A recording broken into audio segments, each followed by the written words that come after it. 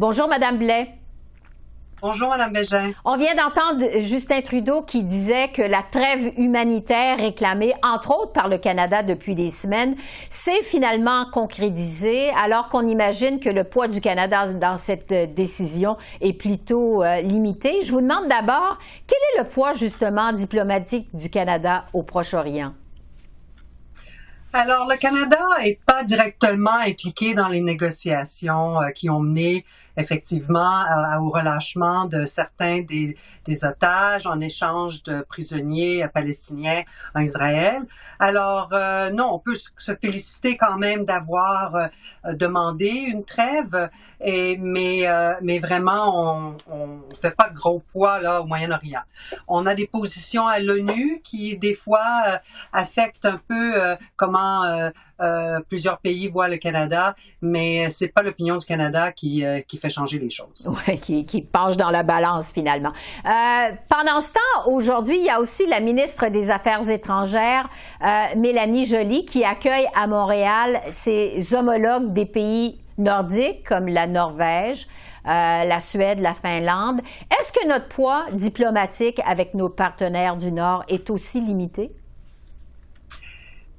En fait, non. Alors, vraiment, là, dans l'Arctique, c'est un endroit où le Canada a vraiment une expertise, une bonne réputation au sein du Conseil de l'Arctique.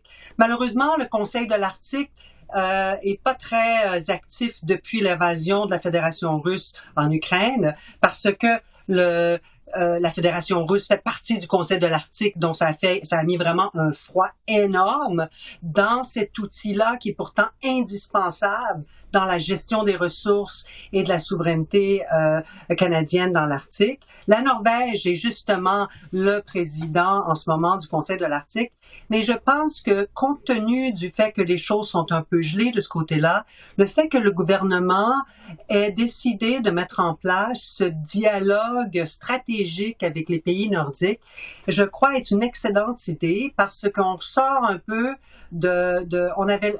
on travaillait avec ces pays-là à travers le Conseil, mais je pense qu'il faut peut-être voir qu'on peut faire des choses avec eux à l'extérieur du Conseil, à l'extérieur de ce carcan-là que le Conseil est devenu, malheureusement à cause de l'invasion russe. Ouais. Vous avez accordé une entrevue à la presse la semaine dernière dans laquelle vous soulignez, mais vraiment à gros traits, que notre réelle importance diplomatique est beaucoup moins importante que ce qu'on laisse entendre finalement. Qu'est-ce que vous vouliez dire par là? Effectivement, les Canadiens ont été gâtés pendant plusieurs décennies parce qu'on avait un poids relativement fort à l'international, mais le monde a changé.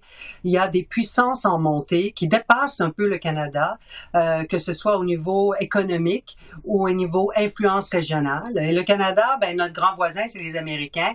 On n'a pas vraiment une influence régionale. On n'est pas le roi de l'Amérique du Nord. Donc, on se retrouve un peu pris entre les deux dans cette nouvelle ordre international. Et je pense que ça appelle pour le Canada à revoir un peu notre positionnement. D'un côté, resserrer notre politique étrangère vers nos intérêts, les intérêts un peu plus pointus. Et deuxièmement, aussi, en même temps, choisir des priorités sur lesquelles on peut vraiment avoir un impact et limiter notre exposition quand on se lève la tête un peu trop haut sur certains enjeux à l'international et on se fait un peu taper dessus parce qu'on n'est pas une superpuissance. Alors faut, je pense, recalibrer où on se situe dans l'échiquier mondial. En fait, ce que vous nous dites, c'est qu'on est dû au Canada pour une leçon d'humilité diplomatique, finalement. Oui, en quelque part, je pense qu'il faut changer le ton.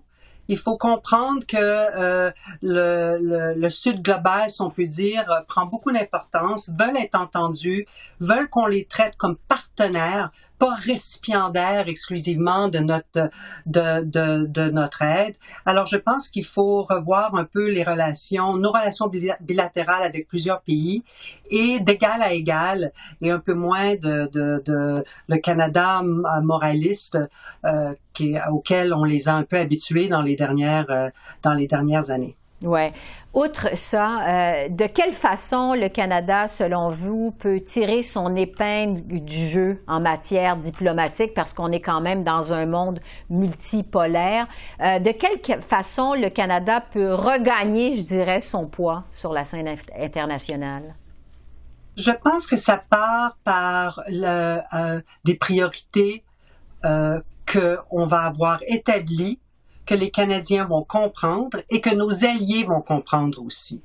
Je pense qu'il faut communiquer, comme vous disiez, cette humilité-là, ça veut dire on ne peut pas être partout et faire tout. On ne peut pas avoir nos forces à travers le monde, nos forces armées, on n'a pas la possibilité d'avoir ces ressources. Alors je pense qu'il faut dire, le Canada, on a des forces, on a l'Arctique, on a l'Amérique du Nord, on a des priorités, que ce soit en santé ou en changement climatique, et de vraiment resserrer nos activités sur certaines choses en particulier. Je ne prétends pas dire lesquelles. Je pense qu'il faut avoir un débat, il faut les choisir, mais à partir du moment que on resserre notre champ d'action, on va avoir beaucoup plus de chances d'être efficace dans les sujets ou les enjeux où on va décider de mettre notre énergie, parce que notre énergie, elle n'est pas infinie, les ressources sont limitées. On est dans une période fiscale assez difficile au Canada. Faut pas rêver en couleur. On va pas, c'est pas Affaires mondiales Canada qui va recevoir des centaines de millions de dollars de plus pour aller faire de la diplomatie à l'étranger. Alors, faut être réaliste.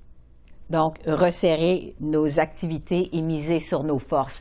Louise Blais, merci beaucoup. Merci. Merci à vous. Au revoir.